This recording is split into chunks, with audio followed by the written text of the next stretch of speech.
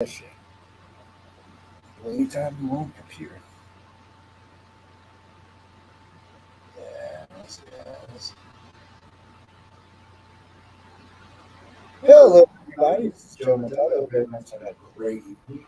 Well, y'all might see this in the morning. So great evening, great morning, great afternoon, wherever you happen to be chilling at the time you catch us archive. Or if you're listening to us live right now, I know for our friends over there in Australia, it is actually it's what is today? Monday. It's actually Tuesday in the afternoon over there, man. Getting close to the evening time. I hope all y'all are having a good time. I think we got some Aussies visiting this year, so if you got might want to root for the Aussies. We're representing a couple of countries this year, by the way. We have our next guest, and let him introduce himself in just a minute. For anybody who was writing to me earlier about the other shows, you have to stay behind. We're just behind them. They're actually live now. Since they ended, we went out and made service, so you can catch us on the radio side right now if you want to. I know Angel Rock just ended. Miss Canadian lady up there in where the hell she's at? Oh, Thunder Bay. Yes, people don't go Thunder Bay. This girl gets up like the neck up there. It's like 60 below. Just stay away from the place. Oh, she's listening. She's gonna smack me. Anyway, sorry, I took place. Introduce yourself and let them know who you are. Oh, I'm Nick Jizba. I'm an artist from Omaha, Nebraska, and they brought me out here because they like my work. So first time winner, second time winner. First time winner. I've submitted a few times, but what's going on this year? I think you can only win once, so I think everyone. Well, you can only win once, and that's what I was saying earlier. I know people have submitted up to 38 times. So yeah, I think it was just 3 or 4 for me. One of my friends won it a few years back, so that's impressive. Yeah, that's how I found out about the contest. So it's so nice for all y'all get to meet each other. Yeah, since there's so little ego going around, and I know artists have egos, but y'all get to make some really great connections, and not just with the judges, but camaraderie amongst them. It's going to be good, and down the line, I noticed I was talking to some. I just did an interview with 2 of the winners from last year, and 4 out of 5 of them go back and forth with their work.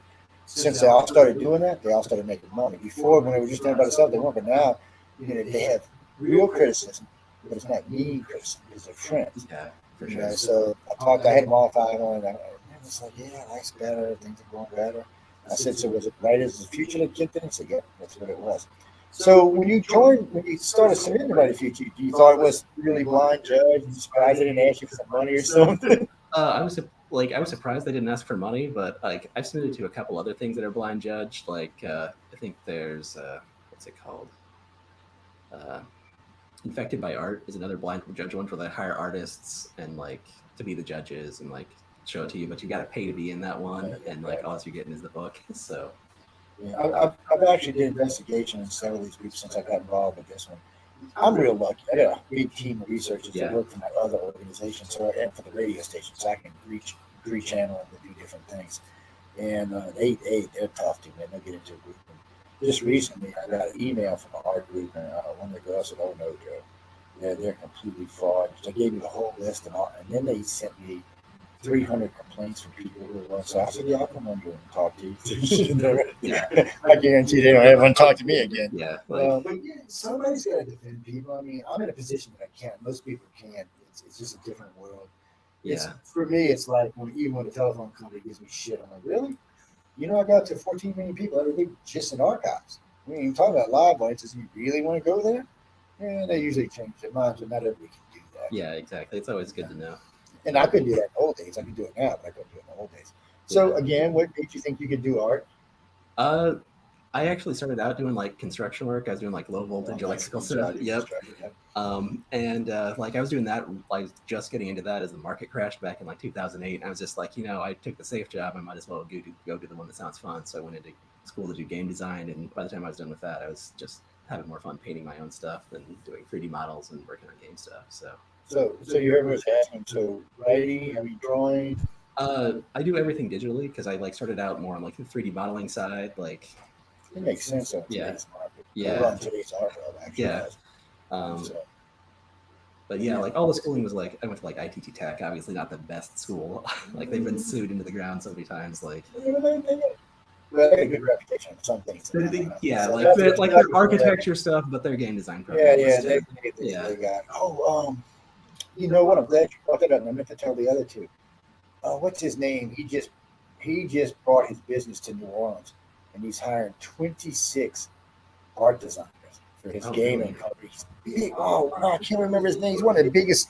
I'll find out for y'all. He's one of because everybody was surprised when he chose New Orleans. Yeah. But it's going to bring in, I think they said about $16 million a year. And they're going to be doing all of his graphic design down there for all of his gaming. Okay, and, gotcha. I can't remember his, I'll find out. For some reason, it's just in my head. Like, but I was surprised when they said he was coming to New Orleans. I was like, why would you come here? He's been pulling some slick stuff yet. They've got silicon body now. And they started bringing in a lot of high tech. And so now I guess the gamer, he said when they interviewed him, he said, no, I want to be near these tech people now. He said, but I got tech people. He said, I'm really just looking for artists at the moment. Artists and writers. That's what he was looking for. Gotcha. And when I listened to him talk, he really had said, but they're still looking for people. So, and I guess they're just trying to get new games out like everything. And we're like, drawing for games gotta be tough. Oh yeah, there's a lot that goes into it. Like especially like the concept art side, you can't just come up with something cool. You've got to be able to show the people that are building the 3D models like how exactly it looks from all the stay out of copyright at the same time. Stay out of copyright, plan things out so that people who are doing like the steps further down from you can like take care of their stuff easily from what you've done. So it's definitely been interesting when I watch all of y'all. And gaming's a good way to go. I mean, if you get into the industry, you're pretty much set. I mean, as long as you're decent, you're pretty much set. Yeah, like Bobby Rice told me, he does it for a living. He said, "Well, I'm not the greatest graphic designer, but they need so many. It doesn't really matter." So, yeah, I mean, he's pretty good, but he's a modest guy. He makes about $180,000 a year doing art. But and that's what he did. He moved to New York first. He made a little money, and then he went overseas for a little while with some gaming company. And EA brought him back. Okay, gotcha. And I don't know what he was doing for EA because EA does all kind of stuff, but it's who he was working for. He told me last time that they just gave him different projects. Gotcha. He said one time it was football, one time it was some stabbing death, one time it was dead walkers and stuff like that. And he really enjoys it. He really does. So, what's your aspirations? What you hoping for? Lately, I started working on my own book actually. So we're gonna see now. You can come back next year if you win the book, man. Yeah. So I'm not the best writer, but I've seen some other artists that have done they write really simple stories that just sort of tell. You want to take what a lot of artists are doing here? The last couple of years I've talked to children's stories. Yeah, I've heard a lot of that because they can do the artwork easily, and you don't have to be the best writer in the world to write a child's story. I mean, you got to be good, but you don't have to be the best. And I was surprised at how many of them are successful with it. Yeah, there's I think once you break into children's books, I know a lot of other artists. I'm still taking classes with a lot of people that want to do children's books, and so it seems like once you're into that, you got the door open for you. A couple of ladies I met last year, they were doing serious novels, but they were also wanting to do children's books. And then a couple of the artists I was talking to said, "No, I want to do children's books just because I really enjoy it and I feel good about it." And I'm like, "Hey, look. If you can make money at it, I say go for it." I mean, I'm not an artist or a writer. And even though Emily's going to drive me crazy with writing a book. Oh, God. I did pump out 3,500 words last night in 15 minutes. I was like, I don't know where that came from. I told her this morning, I said, "You're running off on me. Stop it." Oh, yeah. It sounds like art, too, where some days I'll get something done in 2 or 3 hours, and the next it'll be 40 to try to get something decent. So you sitting around doing something, just some images pop in your head, or do you progressively move it along? I have to be able to work without inspiration, so I found ways to find work. So I'll do abstract, where you basically I do it digitally, but basically throwing ink at paper and trying to find a picture in it. And if you've got nothing else. Well, some of the greatest sculptures in the world said that the sculpture's there, they just removed the rock. Yeah, exactly. That's kind of what you're doing. Is you're just looking for an interesting layout of those dark splotches, and then you got to find where the monster fits or where the person fits. Some famous artists said that too. Well, you could be like Picasso and nobody what the hell you were doing. So yeah, that's true. I do more representational stuff though. I started out watching Bob Ross, so trying to. Oh, sorry. You know, I watch Bob Ross all the time. Yeah, he's good. Yeah. I mean, I would watch he'd be doing this. I'm like, no way, he's scraping this, scraping. I said, this ain't gonna look like shit, and then all of a sudden there's I'm like, damn. That was so cool. It sounded easy when it did it. Like, oh, come on, I'm not believing this. And it's one of those things where it's hard to figure out exactly how he was doing it, but once you figure it out, then it becomes your hand just knows what to do to make this mark. He would have survived in the woke world. Yeah, He's not. No one's ever saying anything bad. I mean, he's like, what's his name from Mister Rogers? No one's ever saying anything bad about him. exactly. Like he has like pet squirrels and everything. Like, I know. I mean, which is nice. I mean, I hadn't talked with the other ones about this, and this will be something that'll be coming up in some of the interviews. But last year we were asked a lot of times, for both writers and for artists, how are you going to deal with the woke world? I mean, because a lot of people expect you yeah, to move art that way, which I don't think is actually fair unless it's something you're into. I mean, artists have a tendency yeah. to do what they do best. So, but it has a question that's been coming up a lot. I don't think it's going to be a problem for me. I mostly do landscapes and big Oh, monsters, you're and like fine. You're I've good. sort You of got nothing to I've worry sort of about. dodged the bullet on Unless that you one. make this big giant Dave monster, you're probably all right. But Yeah, it's like but it is a question. I get asked it a lot. Well, Joe, how do you deal with it in radio? I said, I don't. I said, what do you mean? I said, I got Getty Hurts, but I got to deal with. They can deal with it. And they're yeah. like, what? I'm like, I'm not going to deal with that. I said, I got hosts to deal with that kind of stuff. I think that's the same way it's going to go with art. There's always been I like think so, pushbacks too. against like nudity in art and all that kind of stuff. So I think artists I are think used we to need pushback. more nudity Yeah. in art. But Yeah, still, yeah. that's just me. Like Right? there's been pushback from like every side. Like Oh, I wanted to ask you that too, because when I was talking with JW about that, because I noticed some artists really feel the need to have a live model, whether it's naked or not. They feel the need to have a live model. Some don't, and I'm not sure what's the difference. I mean, is it okay? Let's do this a different way. So you're drawing a woman, whether it's a monster woman or not. You're still drawing this woman. Some of them feel the need when they need a live model to get the curves right and the subtleness right. But I don't find that everyone needs that. So it's got to be different for some people. it's at least in my experience, it's more of like a learning thing. Like the photo is perfectly still no matter what you're doing Yeah, with that's it, what I and so think. from that. But if you can do it from a live model, it means you have a better understanding of anatomy and stuff. Just because you've had to learn to like keep that same pose. There's nothing wrong with a naked woman running around, but still, I mean, I Yeah, just. it, They had some it's good models last year. yeah, They were pretty good, and they did a nice scene, and so you could do the whole 9 million. I know they're gonna have some this year, yeah, and of course it wouldn't matter to me anyway. It'd still be a stick there with boobs. I mean, so that's all it would be. It'd be yeah. like two sticks with some round things on the sides. Just be stupid. Um, But yeah, I think that really is like an anatomy thing where it's unlike landscapes and other stuff. Like you have to get the human body like exactly right, otherwise people are gonna be like the face oh yeah, looks wrong and stuff. and, So and I see artists sometimes get off like on the hands or the feet or the structure of the ears. And I mean, it's different for different people. But I guess once you do it enough, it becomes a habit. yeah, exactly. Like I'm still trying to get there. Like I said, I'm self-taught. Started out with Bob Ross and stuff, so I'm still doing anatomy classes. But like My wife draws good, but I can't get this to it. She just won't do it. She's like, even though I got to sell some of her artwork, she still won't do it. She's like, no, yeah, this is a baby sell artwork. And then I realized she sold more than $10,000, but she can't submit anyway. Yeah. And then I told her that. I said, what do you mean? She's like, I want to submit now. I said, you can't. I said, it's way too much money. She's like, well, I said, I'm sorry. They won't let you submit. It's just the way it goes. Yeah. But so let me ask you this.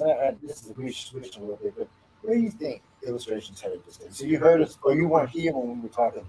I'm Okay. asking us. Let's talk about this real quick. Okay. Because when the next gentleman comes up, so if you ever watched Discovery or any of the new sci-fi shows where they're not using the green screens anymore? Oh yeah, well they've got those like light, but they got the Yeah, screens. I forgot the name of it, but so this is a whole different thing now, and they need designers for this. I was just listening to the producer of Discovery the other day talking about the real need to help design these sets because it's not green screen anymore; these are living, active sets. Oh yeah, I've seen some stuff on that. Like that seems like more like you pull in like the technical people from game design, where you've got like the 3D set already built out, so you can like move the light around.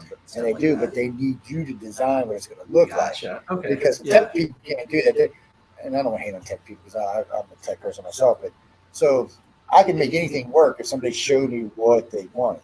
But I'm not the guy with the imagination to make it come out like that. You show it to me, yeah, because I do that in my construction business all the time. Don't ask me to remodel your house, but show me what you want. And I'll make sure that's what you get. Gotcha. And I think that's what y'all going to see a lot of. Oh yeah, so they're looking for more like concept art for that, basically. Yeah, that's good money too. Yeah, like anything new, like they end up needing concept art. Anything in Hollywood is good money either too. So it's don't. Best thing I tell you is don't sell yourself cheap. Yeah. I tell people all the time, go high, and if they tell you no, find a negotiation point. Yeah. But if you go low, you're gonna get known for that, and they're always gonna expect you to be low. Because when I first got into business, I was trying to get business. So I was going low, and we were doing Section 8 properties, and I was going low. And then after about 5 years, it's all anybody wanted to give me. I'm like, well, screw this. And that was my fault, though. It wasn't theirs. It was mine. So I tell artists and writers the same thing. Don't sell yourself short. I mean, all they can say is no. And why you want to sell your book or your piece of art for $1 when you can sell it for 1,000 or 10,000 or whatever it is? I mean, Yeah, that's always tough as an artist because like most artists don't want to talk about that with like another artist. But like well, yeah, I sell a lot of art at conventions, and like that's a good way everyone's to do like, it. hush up. Yeah, Conventions are a great way to do it. If yeah, you're freelancing, there's nothing wrong with conventions. yeah, And I mean, I do a lot of, I didn't, well, I have because of COVID, I do a lot of lecturing. And I attend a lot of the Comic Cons and different cons because I got friends in the business. And John introduced me to the guy owning the Comic Con last year, or the Dragon Con. I think he introduced me to both of them actually. But anyway, those are good connections, you know. oh, for sure. And one thing I noticed about these guys, if they see somebody come in and rent a table from them, and they see their artwork moving, you won't be paying for the table next year. You'll be invited, Yeah. and that's just got to get on the panel. And I noticed when they were talking about the panel earlier, you was in the brightest thing. This was funny as hell going on about you shouldn't have your book up in front of your face and your picture in front of your face when you're talking. And I didn't want to tell them that we're living in the modern era and there's usually a screen behind you that has everything on it. Yeah, there's like even at conventions, you can always print like the gigantic book cover behind you. Like I tried to do that with my art, where I did like it's just better that way. And I like the table thing because it's hands on. People get to meet you. I find it a lot easier to talk to people. Like if I have my art there, just so there's a starting point where they can ask me questions about it. And you know what? I hate to say this, but people like buying stuff from nice people. Yeah, like I found that to be true. Somebody, I was sitting at a table, and the lady walks up and said, "What are you selling?" I said, "Nothing." She said, "Well, why do you got a table?" I said, "Because I'm lecturing." She said, "Well, what are you selling?" I said, "I'm not selling anything." I said, "I run 3 different organizations," and I said, "That's what I'm here for. You want to talk about what I'm lecturing? That's fine. If not, that's fine too." She just couldn't believe I wasn't selling anything. Yeah, I think that's always a bit of a Yeah, surprise. it's funny to me. But, and every now and then, like one of our authors or somebody, one of our artists will come by and send me some artwork. I'll bring it with me. Because like my sister's a big wig in Atlanta with the Marriott, so when they do stuff, she'll set me up a room or something and display it all. It's nice. I don't mind helping people. Don't get me wrong, I'm gonna charge a percentage, but I don't mind helping people. I want to see them make it. In today's world, I want to see all of y'all. I am desperate. Just like I said earlier, I am desperate for new material. Oh yeah, for sure. Like artwork, I want to look at new stuff, especially stuff that's off the hinge or just different. And it's always cool to like see someone's art who I enjoy actually get turned into a TV show. Like I've been following the Simon Stallenhag guy. I don't know if you know who he is. He's a Swedish artist, does like sort of like alternate history. I'll check it out. I just said something. But like they turned his work into like an Amazon show, Tales from the Loop. I know Tales from the Loop. Yeah. So like I've been following, like I had his art books for years, and then I saw the Amazon show. I'm just like, that's really cool. Like I didn't know how they could turn it into a show just because it was so. It was a little weird show, but it seemed to work. I don't know what happened to it. It seemed to work. His books were weird too, so it makes a lot of sense. But yeah, conferences are a good way to go. A friend of mine, I say, he says, "Well, they charge." I said, "Yeah, they charge." I said, "You should be good enough to." I mean, and it varies with conference. It could be anywhere from $100 to $1,000. Depends where you're at. But the bigger they are, the more you're going to sell. Yeah, for sure. As long as you don't get stuck in some weird corner. Like I've had that happen before. Like that sucks. Like I was stuck between 2 big publishers at C2E2 in Chicago, and like there was no traffic down my aisle. It was a rough show. Yeah, I could see that. That can happen, and it's like the years I was lecturing at Roswell. I got stuck between Fox and NBC. Oh man, it was ratings to Sweet Weeks. I was like, oh shit. So you know what I did? I told one of my hosts that was there. I said, why don't y'all start some shit with these guys? So they got into a zipper war, shooting at each other. These Fox, big hideout $1 million hosts, they got these little zip guns. They're shooting at each other. Well, CBS picked it up and carried it live. Next thing I knew, we got people surrounding the table. Yeah, wow, that was interesting. You know what else works too? When you start conversations with certain types of people in certain groups, like I was in Laughlin, Nevada, doing I working press, and there was 2 guys who were lecturing there that I knew a lot more about than we were talking to. Yeah. We got into the book signing area. I started talking to them about it. So the 3 of us got a heated conversation, just a really good conversation. When we looked up, there was more than 200 people standing around, just listening to the conversation. Daniel told me he sold more than 500 books in that day, and I think what was his name? I can't think of his name now. He said he sold 300 or 400. Oh yeah. And they would just sit there, and then they kept coming. I mean, they would listen to us, and then they were asking me to autograph these guys' books, and they asked me to autograph them. Can you autograph? I said, "There's not my books." And was, just sign it, Joe. Just sign it, damn thing. I'm kidding. Sign it. And I just want to know who you are. And, I mean, it was a good conversation. It lasted a couple of hours, and then I still remember the guy who had set up the book signing there. He comes and says, "What are y'all doing in here?" He said, first off, just going out there, he's stuck on this one side of the room. I'm like, look, guys, it was hard, but that kind of stuff works. Yeah, exactly. It's as much about the cultural thing, saying you were there and that interesting conversation was happening as anything else. I went to, have y'all ever done any steampunk stuff? I got invited to a steampunk conference. I like to fell asleep. Yeah. Well, I don't want to hate. I mean, artwork went hard. It just wasn't me. Yeah. And now some of L. Ron Hubbard's old stuff, I actually like the old school stuff. I don't know why. It's just something in my head. Some of them weird looking robots and things like that kind of get me. But there's so many different ways to get into art just now. Oh yeah, for sure. Like if you want to become an artist, like in Golden Age, there's more competition, but it's so much easier to do now than it seems like. Since you go to conference scene, I mean, you got it made. I mean, we're gonna do this year. We should be going back almost full blown conference this year. Yeah, like the hard part is like saving up with like art stuff just to get to all of them. Just you got to get enough artwork, and you got to have the money to go. And, yeah. So like I said, if you get out there and start selling enough, they'll take notice to you. Yeah. And you get invited back. That's how I did. I lectured one place, and the lecture went viral. And next thing I knew, I was invited over 400 lectures. Oh yeah. And then of course the price went up. I was getting paid when I first started lecturing. They were paying me $800 a weekend. Now after one year, it's about $8,000 a weekend. Yeah. And, why do you want so much? It's like I have two businesses. And if I'm not doing them, I'm losing money. I said, so you don't have to make up the difference on what I'm losing, which I'm not losing that much, but still. Yeah. If they'll give it to me, I'm taking it. I ain't gonna lie. But that's what I'm saying. Go high, and if they'll let you get in there, you can get in there. Yeah. Any aspirations for the near future? Just finishing the book, put it up on Kickstarter. Yeah, so it's big monsters and landscapes, and sort of basing it on Nebraska, where I'm from. So it's sort of. I'm gonna have to get I'll get John if it's okay first, but there's a couple of smaller publishing houses we work with, like Greenleaf Publishing. A friend of mine, Richard Dolan, is going out of Rochester, New York. Actually, I think it's moved now, but there's a few of them out there, and what they do is they do print by book, but they do it differently. So they'll usually send you 10 or 20 books on them. Okay. And then after that, they'll whatever you want, you just tell them, and they print the new book and send it out. So you don't have to keep a big, large inventory unless you're going like to a conference or something, which is different. And sometimes I've seen them show up at the conferences for these guys with 200-300 books. Oh, cool. Because they thought that for some reason, if the publisher thinks they can make money, they'll show up with the books. And they're like, hey, look what we bought for you. Yeah.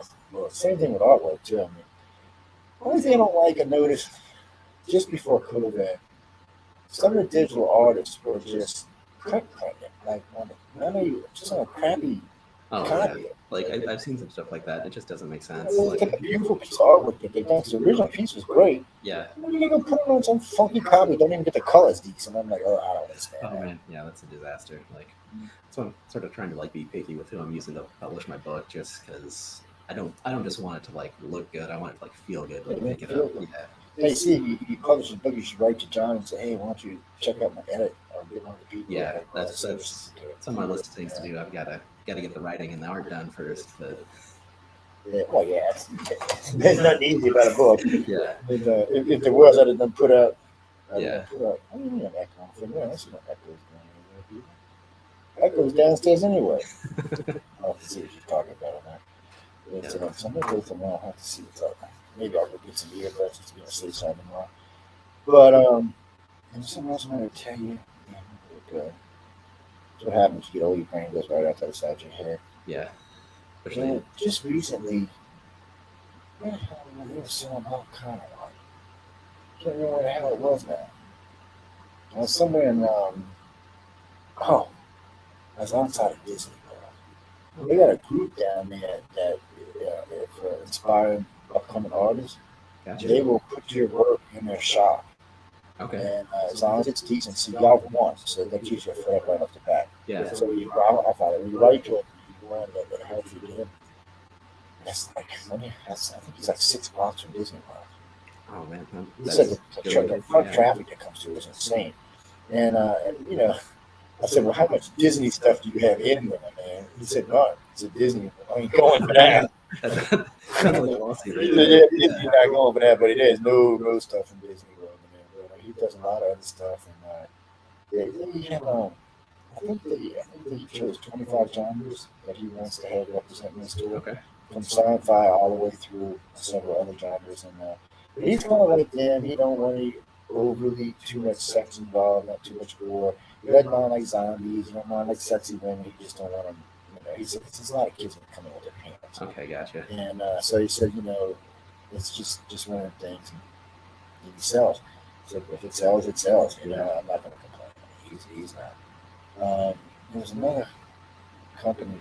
Oh no, that was in Europe. There's been a big push for graphic design in Europe right Yeah. now. So America fell behind. Now America's ahead again. I'm not sure how that works. But I was talking to Richard Halls a couple of months back. He was telling he's got a company over there that hires graphic designers to hire. He hires graphic designers for other companies. Is what he does. Gotcha. And he said, man, they were getting mad when I had to start bringing them from America. I'm like, what do you mean? You want me to sign up for the job? He said, we're running ads on the TV out here. He said, he started running ads in 22 countries, and I still can't get the artists I need. And I'm like, I'm going to tell you, so I'm getting them from America. Now he's getting them from America and Australia. Yeah. He said China wouldn't let him run any ads for some reason. Because you didn't reach the right prompt. Yeah. I said, well, you know what? Put them on my network. I can put them in China. And I said, the China loves me for some reason. But it's one more question for you, and I'm gonna let y'all get out of here because I know we're running late. And I'm just going back. He's like, let me out there, man. I'm committing suicide at this rate. Oh wait, where was I going? Let me see again. Old age. Oh, so I know you were talking about using the CGI and doing it off your graphic arts off your computer. Is that what you originally started out with, or? Yeah, I started out I was using like a web app and a mouse to start drawing. So I did like pencil sketches. How do you Like, draw with a mouse? I can't even draw a circle. I don't with a even remember mouse. anymore. There was a trick to it where there was a tool I found where you make selections with the mouse and you can adjust how it fills. Really, I can't even draw a circle with a mouse. I mean, yeah, it took a lot more time to do it with the mouse than it did with the tablet. But see, now with the little styles, at least I can draw a stick person with it. yeah, Now it is funny when the programs I got on my computer at home, on my 18 core at home, I can talk to it and it'll draw what I ask it to draw. Now, crazy. what it actually comes out sometimes is not. Maybe it's my accent, but it doesn't always come out the way I want it to come out. Yeah. I told it a couple of weeks back because it's a cool program. I said, draw me a zombie, and it drew me a zombie. And but it was a zombie I'd never seen before, so I'm not sure what that was. And then I said, well, color in the zombie. And then it's these weird green and yellow colors. And I'm like, okay, maybe I need to adjust this stuff. But it was fun. I mean, it's for dumb people like me that can't draw. That's what it's for. Yeah, those programs are always cool, though. Yeah, but those are cool. And then now with all the styles, you can actually freehand. I've got. And, which is nice. I like that idea.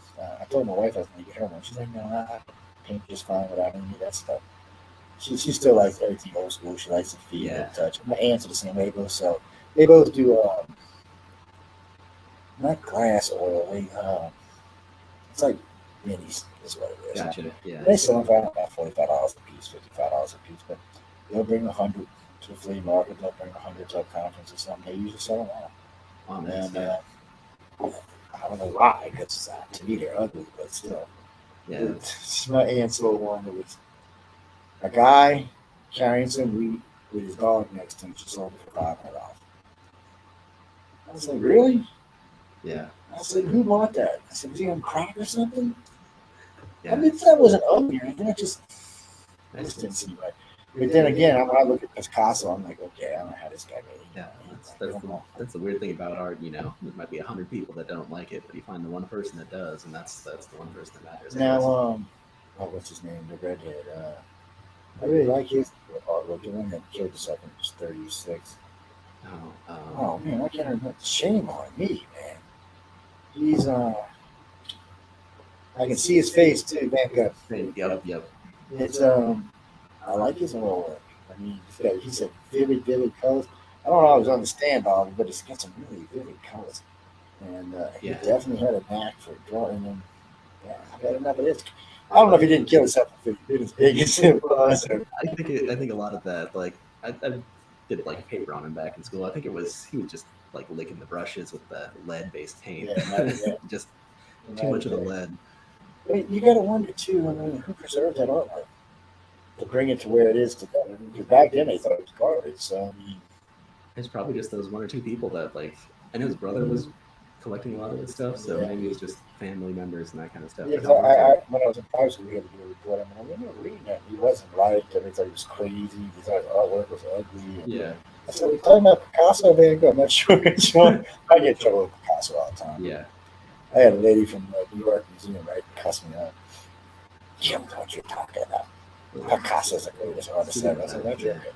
Like a lot of those like more abstract stuff, it seems like that's more art for artists because like I didn't used to I like agree it. with The more that. I understand it, the more I'm just like, oh, But see, that makes sense because you understand where the colors come from, you know where the shapes come Yeah, from. I'm looking at it like this guy on drugs. yeah. So like I didn't used to like a lot of the abstract stuff, but once I started using those abstract things to come up with my own compositions, I can kind of like appreciate it a lot more because I can see the composition that they're trying to come up with and just those like random patterns that I used to just not appeal to me at all. So it's just Now, recently in New Orleans, we've had an influx of voodoo art, Haitian art.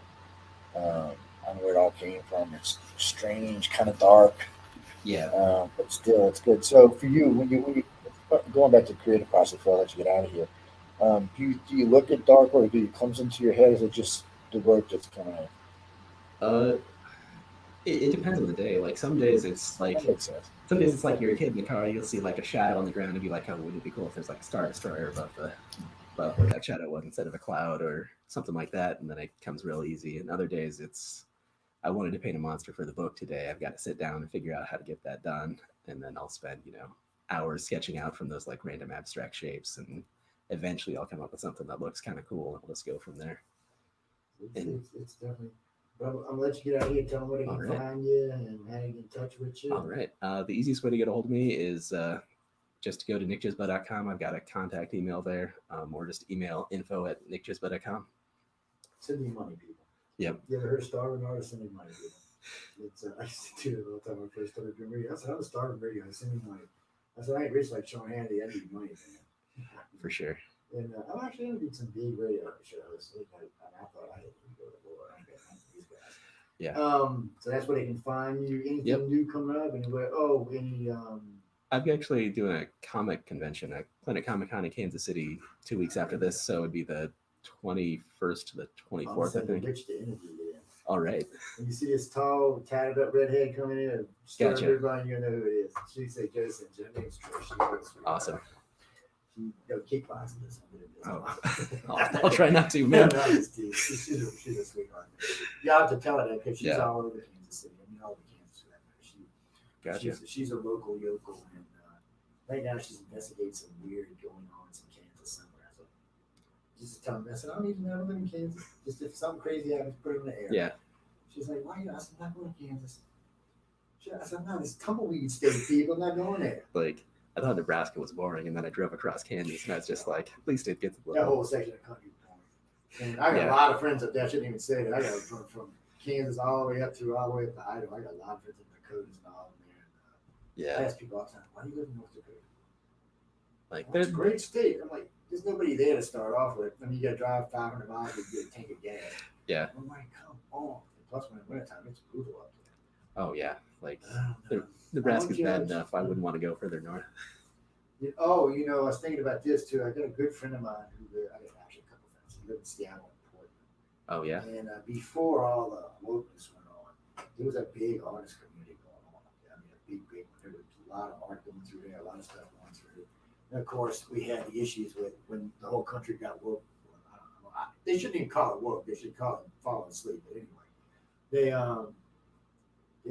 I was up there with a friend of mine who's building. He brought me up to look at some jobs. He's building 3 office buildings up there. What he was really trying to do is get me to move up there and run the job for him, which I refused to do. And he's like, well, what the hell are you get out of here? He's like, oh, come on up. And he brought me around. For a long time, I wanted to move to Seattle. I thought it was a great city. Oh, yeah. I don't want to now. I ain't gonna lie to you, but a friend of mine she's from Africa. She's a doctor that lives in Portland. She said, you don't want to come here anymore. Yeah. I'm like, why? She said, the city's just dangerous now. She said, it reminds me of New Orleans. She said, you got dodging bullets and stuff. She said, it's just crazy. It went from a great, peaceful, kind city to garbage. I guess that's y'all's fault. Yeah, like I've got relatives in Seattle, so like it's a beautiful part of the country. Like be nice to go up there and visit, just to like see all the mountains and stuff. Because I'm always just spending time with the relatives. But I won $5,000 because of Seattle. I was on a quiz show, and the last quiz was, does it snow in Seattle? And I said, no, it doesn't. I said, it snows on the eastern side of Seattle, but not on the western side.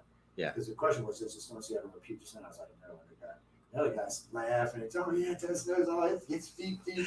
yeah, And the host goes, no, he's right. It don't snow. And the reason I knew that is because the weather in, believe it or not, the weather in Western Seattle is a lot like the weather in New Orleans. We both get about 78 inches of rain a year.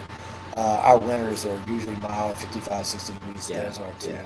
I mean, now don't get me wrong. Once you get into Seattle, the Tacoma area, it snows like a freaking blizzard. Yeah. But it's not how it is on that side. No, I was surprised. And then I went on a tour. It starts at Seattle, it goes up into Vancouver, and then it goes into this little area of Alaska. It doesn't snow in any of these areas.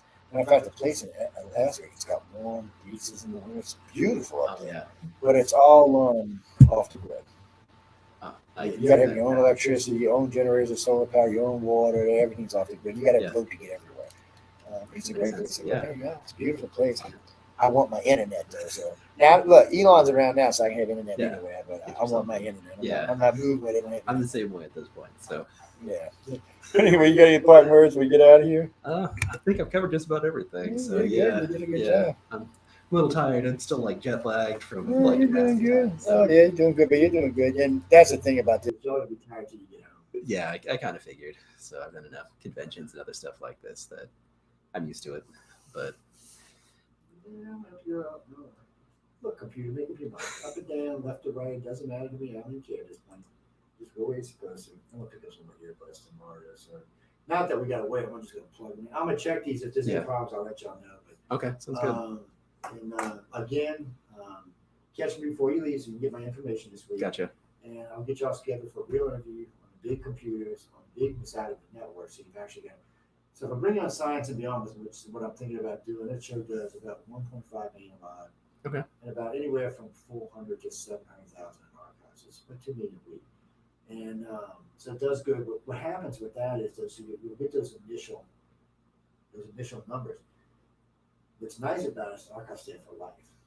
Yeah. So you can use them. I tell people all the time you can use them. They're for y'all. Use them however you want. But we tell them not to use these because these are more fluffy pieces. It's more about writers of the future. So it's not so much the biggest sales pitch as it is when we're doing just the archive. And we'll talk about writers of the future.